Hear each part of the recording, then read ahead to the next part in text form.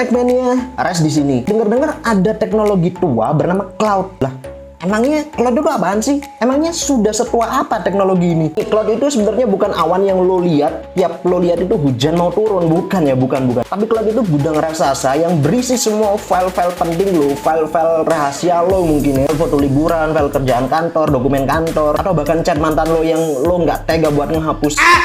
Dan kebanyakan orang masih mikir kalau itu tuh sesuatu hal yang magic gitu. Data itu tiba-tiba hilang, habis itu tiba-tiba muncul gitu. Enggak bro, cloud itu cuma server yang kerjanya 24 jam per 7. Dan ya, nggak ada berhentinya by the way. Balik lagi, kenapa teknologi ini dibilang tua? Ya karena ide dasarnya itu udah muncul sejak tahun 1960-an by the way. Sebelum emak bapak lu ketemu, sebelum lu lahir. Dan ketika itu mungkin bapak lu masih naksir tante-tante komplek rumah ya.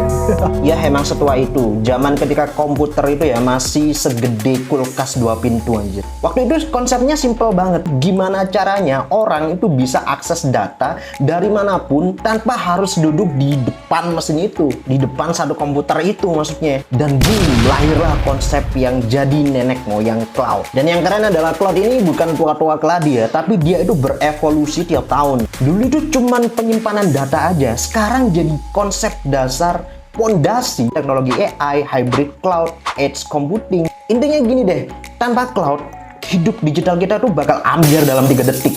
Serius. Jadi ya cloud itu emang setua itu by the way. Tapi tua-tua yang berotot, bukan yang nyerah sama usia, dan terus berevolusi. Dan ini adalah teknologi cloud yang udah tua tapi menjadi struktur pondasi utama teknologi-teknologi hebat masa kini.